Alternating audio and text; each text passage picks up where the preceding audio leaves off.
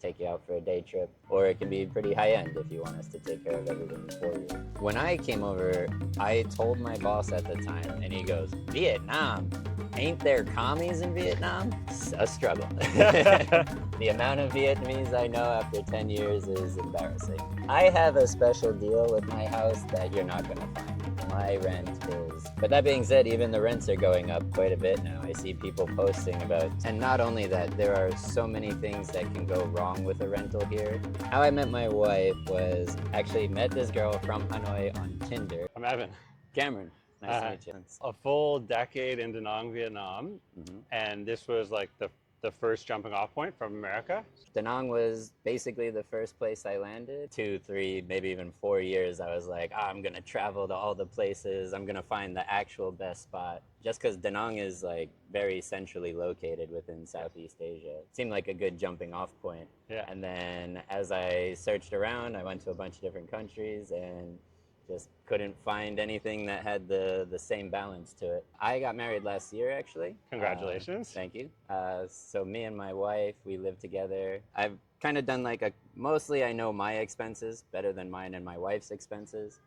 So I'll do most of that. I'm a little unusual because I have the same breakfast every day, and I have for probably 9 or 10 years now, which is basically just 2 slices of bread and 3 eggs. If I'm eating a banh mi out, then it's 2 eggs and a banh mi. So that costs me 13 to 15,000 every day.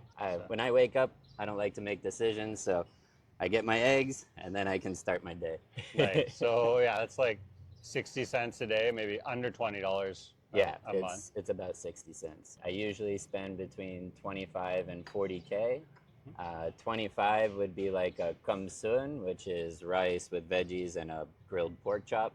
It's like delicious. Sometimes I'll get an extra pork chop. So like An Tung is like the main touristy drag. I live just south of that in My An, pretty close to the My An market actually. Okay. So I'm like 800 meters away from the beach in a little alleyway, but it's close enough to An Tung. I could be in An Tung in 3 minutes. I can get basically anywhere in the city in 15 minutes. Like when I first got here, there was actually no traffic. Okay. Like we had like 4 open lanes and you could do like 100 down those and you'd see like 5 other bikes. Obviously that was 10 years ago. Things have developed quite a bit. So what about dinners? If you lived here a while, are you cooking at home mostly? You go on the market, or you do a little combo? Yeah, so I kind of do a mix. Sometimes I'll do like a cheap dinner, which will be local, and that'll run anywhere from a chicken rice, which is like 40K, to something a little more expensive. Like I'd probably eat Western food like once a week, maybe twice a week. That would be like Indian food, which you can get for like 150, or you can get Mexican food for 120, burgers for like, I usually spend like 150 at a burger joint. My wife cooks about probably twice a week as well. So we don't really save money when we eat at home though, because we're eating higher quality ingredients.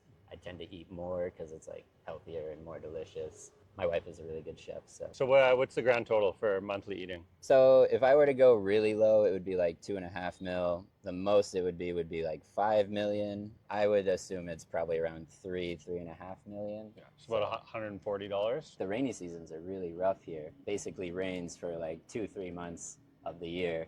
Every year I would like, I don't want to say gains, but like I would lose my gains. I would lose my tan. I would like lose all my muscle mass, and I'd just be like a slob for 2 months playing video games. I was like, this is miserable. What do I enjoy that's indoors? And I tried a bunch of different things, and I was like, wait a second, climbing is like the perfect sport for that. So when I was visiting Saigon, I actually went climbing there a couple times, and I was like, this is what I want to do. So that's how the gym got open. So what's the name of the gym? How long has it been open? Very creatively, Da Nang Climbing Gym. It's been open, it'll be 2 years next month. The most surprising thing about the gym is how few, like there are some expats who go, but the majority of the people are here for 3 months or less. So they're constantly cycling out. It's hard to get a consistent crew going. And the majority of our business is actually tourists. So, tourists, interesting. Yeah, people here for like a couple days only. I not only own the climbing gym, but I'm also still teaching English. I teach like 12 hours Saturday and Sunday at the center I've been at for like 9 years at this point. And they cover my visa and my health insurance. Beautiful. Yeah. I do pay, I think it's 2.5 million extra to insure my wife.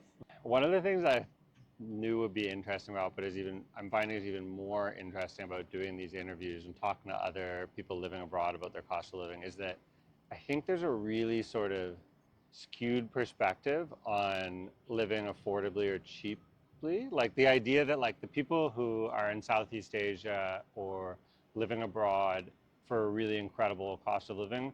I think that's kind of the allure of living somewhere like here is the range at which you can live is massive. Whereas there's a much higher minimum when you're in the West. You're at $280 a month, and all we have left is travel expenses and, of course, the rent, housing. We'll finish with that. So what about travel trips, weekend trips? I'm kind of been super busy with having the gym. I also run Danang Waterfalls, which is a waterfall tour company. I haven't spent much on travel recently, maybe a trip to Saigon or Hanoi every so often. It's not zero, but it's pretty minimal. Okay. Tell me about the waterfall excursions, the trips. I mean, some of the people either living here or visiting here might be curious. So when I first got here, believe it or not, my entire life goal was to drink beers on the beach and work as little as possible. I did that for like a year and a half, and then I got bored. So I started walking around in the mountains, and then I stumbled across a waterfall. Then I started looking for waterfalls, and then I found probably like 30 different waterfalls in the area. I was taking my friends out pretty regularly, and they told me to start doing tours because people would be interested in that. So now I've picked like 3 or 4 of the most easily accessible and the most beautiful. People reach out to me, I will take them out myself or my friend Tony in Hoi An, take you out for a day trip. It's usually 6 or 7 hours. You can drive if you want to. We don't recommend it because you'll be tired, but you can rent a motorbike with a driver or a car. You can get food arranged for you or bring your own food. So it's pretty customizable. Can get pretty cheap because you can do most of the things yourself. Or it can be pretty high end if you want us to take care of everything for you. No flip-flops or hangovers either, right? That's how I hike. But no, if you're not accustomed to the jungle like I am, I wouldn't recommend that either. Proper shoes, proper sunwear, and then you're probably good to go.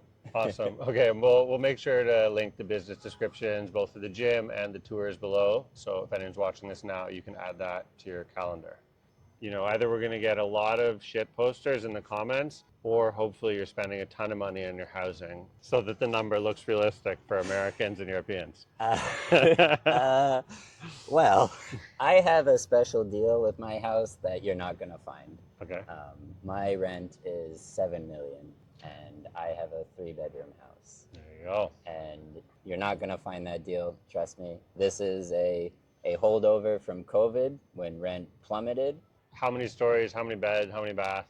It's 3 stories. First floor is living room, kitchen. Second floor is 2 bedrooms with ensuite bathrooms. There's a bathroom on the first floor too. And then the top floor is like laundry room and bedroom that I use as my office. Everyone really has to get feet on the ground, in my opinion, before you book sight unseen or 100%. And not only that, there are so many things that can go wrong with a rental here.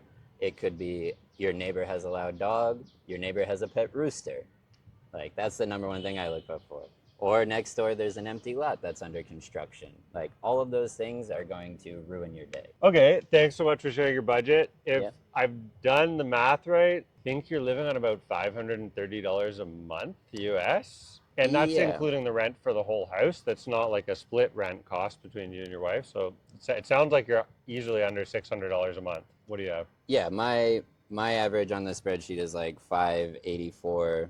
So I'd say like 580, 56 or 600, something like that. So that's that's for me personally. And then I also averaged what I think my wife spends, and that would be like another 150. 750 maybe as a couple, 900 either way, comfortably under 1,000 a month. Oh, well under that. I actually think I spent more on COVID because like everything here went to like a quarter of the price. So like things I would never get for myself, like a massage. I was doing massages like 2 times a week because they were at massive discounts. Like Yeah. every parlor was just trying to not go out of business. Things have rebounded to an insane level. Yeah, the speculative property prices to actually buy, most people wouldn't do that anyways unless you had a partner here, but they're speculative. Like they're certainly overvalued. It's insane. And if you were to do a cost analysis of like rent and how long it takes you to pay back, the payback period is something like 17 to 25 years. But that being said, even the rents are going up quite a bit now. I see people posting about studio apartments for 10 mil. I'm like, that's insane. Who's doing that? Yeah, it's $400 for a studio is considered insane here. You haven't lived in other countries, but when you got here, you did some traveling. You did say you were looking around, Yeah. comparing, contrasting. So what were maybe some of the places, other places you went or visited or lived in for a while that you loved or had issues with? And how do you sort of do the cost benefit analysis or the pros and cons to end up? So the closest I ever got to moving was probably Malaysia. I went to Kuala Lumpur. I loved Kuala Lumpur. I went to Penang. I loved Penang. The food is fantastic. The big thing holding me back from those places was at the time I was only teaching English, and I would have had to take like probably a 20% pay cut. Cost of living is marginally more expensive, but at the time, the big one for me was beer is like 2, 3 times the price. Kind of a Muslim nation. They're a little more strict on the booze. And then Penang I really liked, and it looked awesome. I could have gotten a job there that paid decently well, but the beach is like behind the mountain, so you got to take a 1-lane road, which could be like hours of traffic to get to the beach. And, that just kind of put me off of Penang. But the food is amazing. People are super cool. The wildlife is awesome. The way they have the trees infused with the cities. I love like those ancient ficus trees with all the vines and stuff. So yeah, that was probably the closest I got. The place I don't think I would ever live is Thailand. I've been to Thailand 3 times. I don't really get it. Granted, I was in mostly touristy places, and I've never been to Chiang Mai. Everyone swears Chiang Mai is the place to be. So if I do go back to Thailand, that's where I'll go. I didn't really feel the vibe that Vietnam has. It wasn't as chilled. People weren't as genuine or friendly. But yeah, I could have just been in the wrong places. There was one place I liked. It was Ayutthaya. They do that. The Buddhist monk who does the traditional tattoos, that area was amazing. But there's not much up there. So kind of trade-offs. There's no beach, no mountains. Can't really live there then. I need one or the other, and ideally both. Da Nang is definitely one of the places that you can do the beach and the mountains. Yep. So I have noticed more Indian restaurants, more Indian influence, which is nice, more diversity in the food and people. That's actually why I ended up going to KL all the time, because they just opened the direct flight from Da Nang to KL. So I was doing that for my visa runs for the first year that I was here. I had to do the 3-month tourist runs. Okay. Now I've got the 2-year work permit, so that's all sorted. What's your experience with the language barrier here? It's one of the biggest sort of concerns, struggles for people who haven't been here. The reality is it's still the biggest struggle for me, even dealing with my in-laws. How is it for you? It's a struggle. The amount of Vietnamese I know after 10 years is embarrassing, to say the least. I have a bunch of excuses. Most of it comes down to laziness, though. If I really put my head down and studied, I could do it, and I know people who become fluent. They're very rare, but you can do it. It's just really, really challenging. Like, recognizing words on signs is super easy. So like when you first get here, it's really easy to be like, oh, COM, that's rice. So you see rice, you're like, I can eat there, right? It's not like you're trying to decipher the kanji or something like that, like those Chinese or Japanese or something. So that part is easier in the beginning. But then when you get into the speaking and the pronunciation and the listening, the tones are super wacky. There's like hundreds of combinations of tones, and I can't even hear the difference sometimes. So for me to replicate it is just demoralizing. You can easily live here for years or for decades now without learning Vietnamese. Yeah, I don't find it to be a problem. Vietnamese people are more than willing to help you out however they can. And even just knowing like a handful of words like learning the proper pronouns for like M is someone younger than you, or chi, someone slightly older than you for girls. If you use the pronoun with your hello, they go, oh, you speak Vietnamese. And you're like, no, no, I don't, but hello. And then you automatically are in their good graces just because you know a few words. People are super friendly and willing to help you out. And the number of people who know English now is, I don't want to say exponentially, but it's going up very fast. When I first got here, there was very little English, and it still wasn't that hard to get around. Nowadays, it's much, much easier. So, and they made a big push. Like, I think all public schools teach some level of English. It's just their teachers didn't know English that well. Now you have people with IELTS 9 teaching the next generation, local Vietnamese people, and it's just going to get more and more English. Where teaching is probably a dying profession. Well, teaching English. Teaching in classrooms too, I think. Yeah, I'm specifically worried about AI though, and that's why I have so many different branching jobs. It's just like one of these has to become the lifeline. I even considered doing YouTube. It came down to where I was like, I'm either going to go hardcore into YouTubing or I'm going to open a climbing gym. I was back and forth for like 6 months. The answer is both. Film everything at your climbing gym. Yeah? Yeah, because I think that I'm sure you've heard this before, but the thing is just about, there's an audience for everything. Right. I've had multiple channels. Like my YouTube experience started with just posting my kids' homework, like the classroom stuff. So I had a different channel that's called, like, the name has changed. At some point I think it was just my name, and then it was like literature with Mr. Jordan, and now it's like books with Jordan or whatever. But it was literally just posting chapter by chapter homework during COVID. And I just realized immediately, I was like, this is scary, because this is in some ways more effective than what my job is, right? like all of a sudden, like, my 7-minute lesson from today reached 2,000 people. 2,000 people aren't paying $20,000 tuition. You know what I mean? Like, it wasn't making enough money to replace my salary or anything. It was in this greater sort of eye-opening moment. All those people are not going to hire a teacher. Well, maybe not completely replace, but they're phasing out. And it was also like equally rewarding in some sense, which was a big surprise. Like, sure, there's shit posters all over the internet, and the more views or eyeballs something gets, the more shitheads will show up later. But also just the fact that, like, how truly appreciative a lot of the people getting that content were. Like, they're like, oh my God, I found your playlist on this book. You saved me. Yeah. Thank you, Jordan. And I was like, oh, that's kind of weird, because that's why I'm a teacher. And I'm getting that feeling without going into work. And I don't like going into work every day. No, me neither. If I could bring a perfect English education to all my students without having to, like, be there and force them to do a bunch of things they don't want to do, like, I try to make it as fun as possible. Like, gamification is kind of the name of the game. But yeah, like, sometimes you just have to do a reading or a listening exercise. And if there was a more fun and engaging way to do that, I would do that instantly. No. What do you think the biggest misconceptions about living abroad here are? Biggest misconceptions? I think it's probably changed a lot. I think people are more attuned to the reality than they were when I came over. When I came over, I told my boss at the time, and he goes, Vietnam? Ain't there commies in Vietnam? In that exact voice. And I was just like, yeah, it's a communist country. What are you talking about? So that was like mind-boggling. And then I go to my eye doctor, who is an Indian guy, and he goes, oh, we're going to switch you from, like, 30-day contacts to dailies, because I don't know if you're going to have, like, clean running water when you go. And I'm like, oh, really? Like, it looked like a normal city to me. Like, what am I missing? Listen to my doctor, of course. And then I get over here, and it's just, like, not any of that. Like, you're not living in a tin shack roof with, like, a satellite dish and, like, spotty internet. Like, my internet here is stronger than it was in the U.S. What can you or other Americans learn from Vietnamese culture?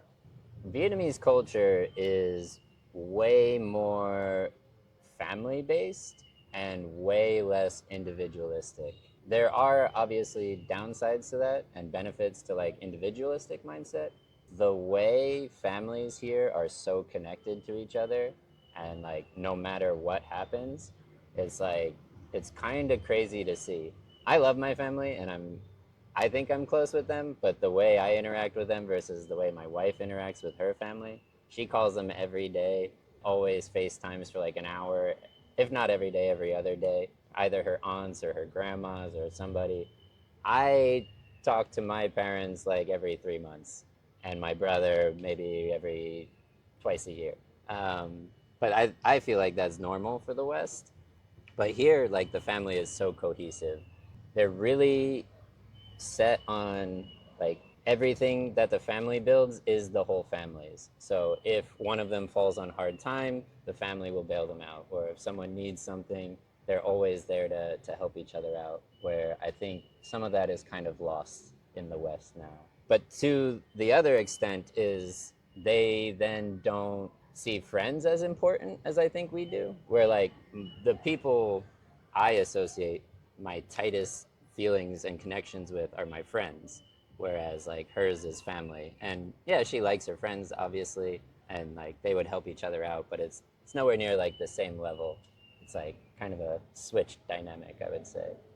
I think a little more appreciation of your family would do the West good. A little bit more of that communal sensitivity instead of just like always being so individualistic. I think that would we could learn a lot from that. The social structure, everyone, like let's say you're an old retired grandpa, like it's socially ingrained of who's gonna take care of that person. It's like this specific sibling first, if not them then this person, if not them then this person. So like I guess redundancy or like backups to like who's taking care of who. Almost for some people it's restricting because like, oh, if you're a Vietnamese woman and you marry this guy, you're gonna have to take care of his mother-in-law for the rest of your life. It kind of sucks that way, but at the same time, it means no one's getting left on the side of the road, basically. Yeah. Your wife. How did you meet your wife? So that's kind of like a slightly convoluted, longer story. How I met my wife was actually met this girl from Hanoi on Tinder. She was down visiting and we hung out for a little bit. She went back to Hanoi. We kept in touch and one day she sent me a picture of a model and she was like, I think this girl's really beautiful. And I was like, is she a friend of yours? She goes, no. And I'm just like, why are you sending me this? I was like, we were talking about it and I was like, I bet I could get a date with her. She goes, not in a million years. So I just randomly texted her on Facebook Messenger. She thought I was creepy and like didn't talk to me and I was just like, well, I tried, whatever.